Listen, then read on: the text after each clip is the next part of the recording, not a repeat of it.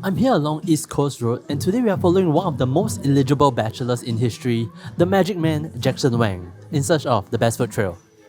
An Olympic fencer in his youth, turned rapper dancer in K-pop boy group GOT7, and now a full-fledged international star, fashion designer and entrepreneur. Jackson Wang, from China, has enough talent in him to rival a small country. But that is not why I chose to feature him. You guys already know the reason why. To farm club, but also Jackson Wang has repeated in his interviews that he loves to go off the beaten track when he travels. And that is exactly where I want to go 9 episodes into this series. We begin right here in Breakfast Grill, where Jackson Wang casually walked in for breakfast prior to his F1 concert in 2023, literally causing the staff's jaw to drop.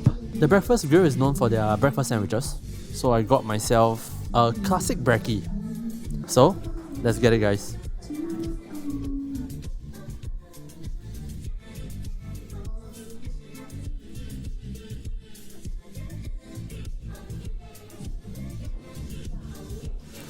Oh, what a sandwich. Almost gives me flashback to the Best Burger series. Just like 2 episodes ago, I said something like toast is very good for telling how much someone cares, like how nice the toast is. And then you look at this exterior, so beautiful. It's not hard to do, it just takes a little bit more attention. But it's nice to know that somebody put in so much thought into your food. Not only is it nicely toasted on the outside, the inside is toasted as well. So both these breads actually gets toasted before they even assemble the sandwich. With the brown parts, it just tastes better. The scrambled eggs proper, a tad overcooked for me, but the egginess is not lost. Still plenty eggy. The sausage is a high quality sausage actually. I'm sure you all can tell. You can see the bits of meat inside. Really nice bite to it, even after it's sliced up like that. And the amount of flavor like a good sausage can bring, really nice. On top of that, we got onions and cheese, which is where the only meat lies. I would have liked more cheese, or maybe a sauce to like cross each layer so that they mingle. I just found myself wanting more cheesiness, more meltiness, which will provide a lot in terms of the texture and the taste. There are 2 different cheeses actually, but as you all can see, it's really little. This is not just one slice, but one thin slice, I think. Coffee is great. I went with a Piccolo today, which is basically a latte with less milk. So you can actually taste more of the coffee. The balance is closer rather than just drinking milk. Okay, off to a great start. Let's move on to our next restaurant. Next stop, we are visiting Hoi Sai Seafood Restaurant. I goofed up a little here. The one that Jackson Wang visited was Hoi Sai Eating House, just down the road from the Breakfast Grill. This one here is from the same company but a slightly nicer place. Now they are known for their crab, but we're not going to waste our money, so I'm going with their most mentioned items on their Google reviews. First up, we got Watan Hor, or Moonlight Hor Fan, which is a stir-fried rice noodle dish with a raw egg. And first impressions, super promising. You can see the char on the kway teow already, and the smell coming off it is competing with the har cheong gai right next to it. The har cheong gai also smells amazing, so I don't want to wait anymore. Let's just get into it.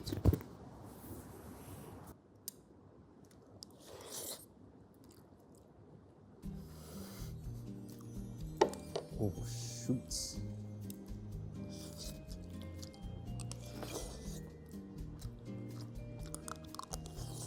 Ooh, masterclass.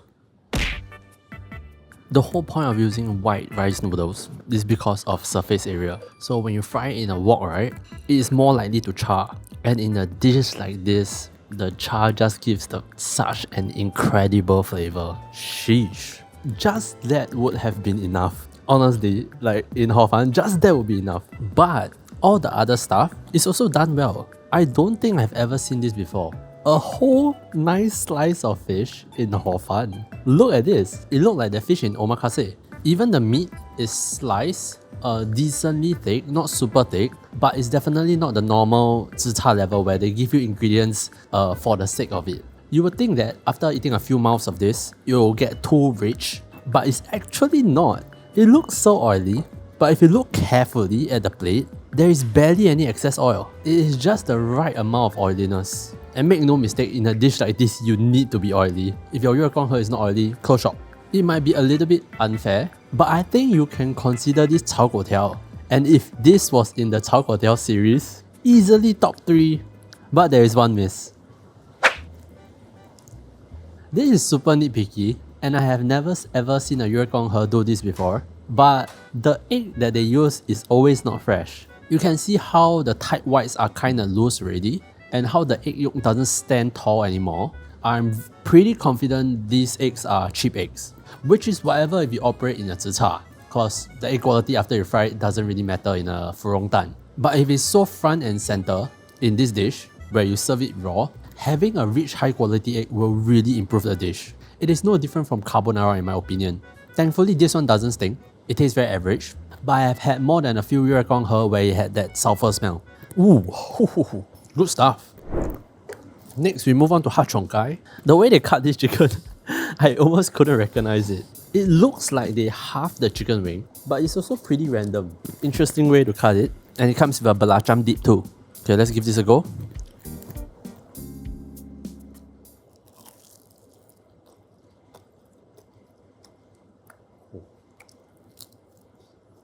Wow.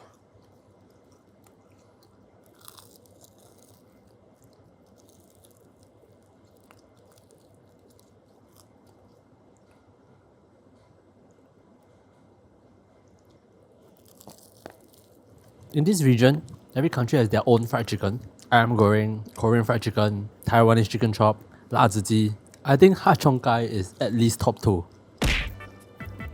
It's an acquired taste for sure, but it hits so hard, especially when they marinate it like this. This is not the Ha Cheong Gai that tries to be friendly, tries to be liked. This is really Ha Cheong Gai, Ha Cheong Gai. Like the smell of Ha Cheong just bursts into you when you bite in, and I freaking love it. This marination is super thorough.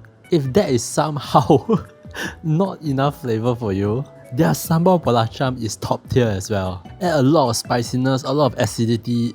Oh, there is almost not enough meat for this amount of flavor, which leads to a really strange miss. I'm lost. When I eat chicken wing, I follow certain steps. I'll break off the drumlet and then bite around the drumlet, take the cartilage off the top and the bottom, and then I'll put the flat straight in and pull it out, and then I'll go gnaw on the wingtip. But here, they have cut the chicken to somehow I don't recognize where I am. I'm not sure where to bite and how hard I can bite, because I bite down just now with this piece and ended up like hurting my gum a little bit. For the amount of fried chicken that I've eaten and cooked, it's actually kind of amazing that I don't recognize it. I don't recognize where I am, which is a really small miss. But I think I'm a bit OCD about it. Lastly, we have bamboo clams, also known as razor clams, fried with some garlic, or rather steamed with some garlic I think, and spring onions. Let's give this a go. Oh, we got some tong fan inside also.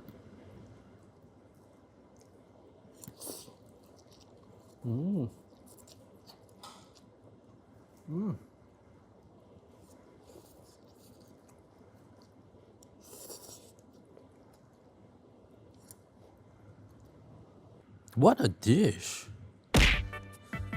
At its core, you have this super sweet and tender bamboo clams, and that is supported by this minced garlic, spring onions, and the soya sauce mix. And despite this being so strong, right, all it does is elevate that sweetness. The sweetness is undeniably front and center. And I don't eat this dish enough to know, but is it common to serve vermicelli with this? Cause it does such a good job of soaking in that sweetness and sort of acting like the in-between. This is the most expensive thing on the table, and I think it might just be worth it.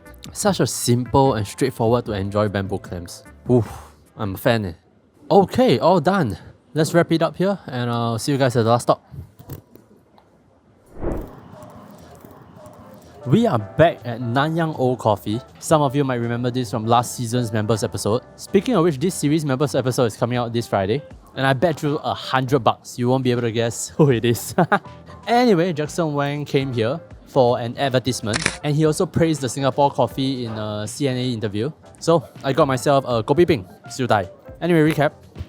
First, breakfast grill. It's a great sandwich, but it's $15.50, but it's made very well, very meticulous, very neat, really good looking, but it's not that hard to make a sandwich, and it could really have used more cheese. So like, what's the right price to pay? Obviously all of you are gonna have a different answer, but how far will I go for it? Tough to say. Sin Hoi Sai, on the other hand, way more straightforward. I would not have expected all 3 dishes to deliver. That is very unlikely. But the Moonlight Hor Fan, as good as any I've tried, locally and in Malaysia, the har cheong gai in retrospect may have been 120% seasoned, but I love the seasoning enough to overlook it. I really love har cheong gai. It is truly a unique, almost smelly kind of flavor profile. And then the bamboo clams, so chefy. A very nice sweet protein, topped with a lot of minced stuff, drizzled with a sauce, and something to carry like noodles or rice. Wow, I like this kind of food a lot. And the part that I like more is 3 dishes for the price of $56.92. Enough to buy you 1 crab pincer. If I wasn't convinced before I paid, I am now. 1 plate I'll walk for the dish, 2 plates I'll take a bus for the dish, and 3 plates I'll go anywhere in Singapore for the dish. And today's food trail is